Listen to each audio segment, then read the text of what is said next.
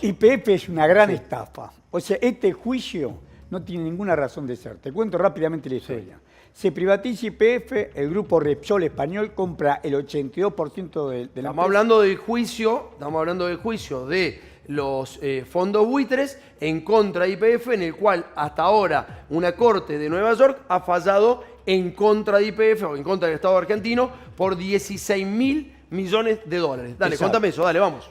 Tiene el 82%, le vende un 25% al grupo Eskenazi. Queda Brufau como presidente por Repsol y vicepresidente Enrique Eskenazi. Sí. Resulta que ellos se descubre el yacimiento de Vaca Muerta. YPF, los técnicos de YPF, los trabajadores de YPF descubren Vaca Muerta. Es la segunda reserva de gas del mundo no convencional y la cuarta de petróleo. Le exige el Estado que inviertan y ellos en vez de invertir se quedan distribuyendo utilidades. ¿Por qué?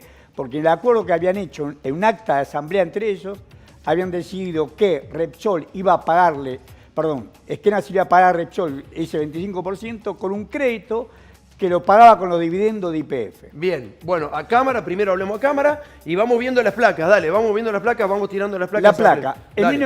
Ahora la estatización entonces de YPF, Sociedad Anónima, se da el 16 de abril de 2012, el gobierno anuncia no es la expropiación, ¿no? Es una expropiación del 51% del paquete de lo que está en Repsol. No es propia toda la empresa, la deja como sociedad anónima, pero es propia del 51%. Es una ley de utilidad pública de acuerdo a nuestra Constitución Nacional y es propia del 51% Repsol.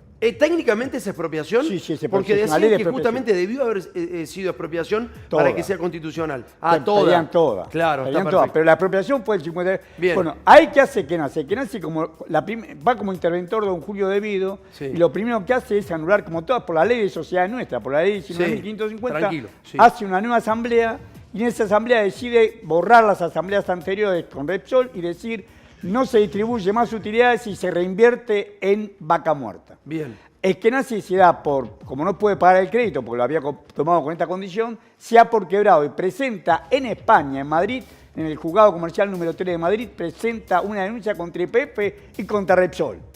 En Europa se puede vender. Eskenazi era un socio de Néstor Kirchner, hay que decirlo.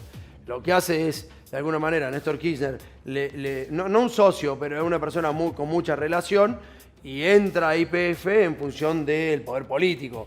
Y lo que hace es cagar a la Argentina.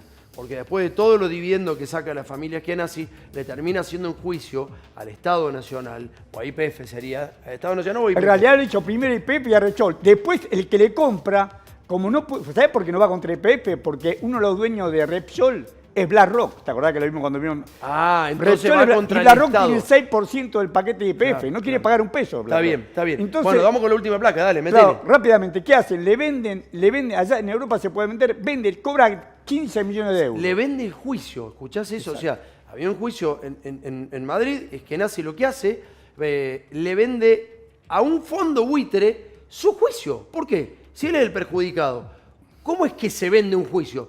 ¿En cuánto lo vende? En 15 millones de euros, 16 millones de dólares. 16 Cobra en millones la mano 16 millones de dólares por vender el juicio. Y aparte, lo que acuerda con Woodport, que es el Woodport Capital, acuerda que si cobra el juicio Woodport, le va a reconocer un 30% del juicio. Se queda con 70 a Woodport y el 30% más le va a dar al grupo Eskenazi. Bueno, entonces le vende el juicio y lo que hace este grupo, este fondo de inversión, es finalmente llevarlo a Nueva York, sacarlo de España, lo lleva a Nueva York y en Nueva York mete la demanda. Ahí tienen todo comprado, como viste últimamente cómo son los fondos buitres con los jueces, porque son más corruptos que acá, ¿eh?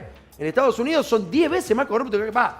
Estos son los alumnos, imagínate lo que son aquellos, ¿no? Estos son nenes de pecho, te lo levantan a Stornelli acá y le ponen el chupete. Imagínate allá lo que son picantes en serio. Bueno, y lo que dicen de un juicio que costaba 18 millones de dólares o 16 millones de dólares, lo llevan a 16.000 millones de dólares. Imagínate la que hay para los jueces. Imagínate la que hay para los jueces. Eso es lo que pasó. Por eso que la jueza Loreta Presca, que reemplaza a Tomás Griesa, porque es el segundo distrito de Manhattan Sur, el juzgado es un juzgado municipal, falla contra Argentina. Y acá nosotros tenemos que agarrarnos. Nosotros tenemos un antecedente valiosísimo, que es el dictamen de la doctora Alejandra Gil Carbó. Ella, cuando era Procuradora General de la Nación en el 2014, tomó nuestra Constitución y dijo claramente que existe un antecedente valioso que ningún Estado puede ser juzgado por un tribunal extranjero. Ningún Estado, salvo que ellos le llaman execatur, o sea, que vos lo homologués, que vos lo aceptés. Te tiene que hacer, por la Constitución nuestra lo tiene que aceptar. Y Gil Garbó era una denuncia de un fondo que se llamaba Clarence Corporation contra la Argentina, un fondo buitre.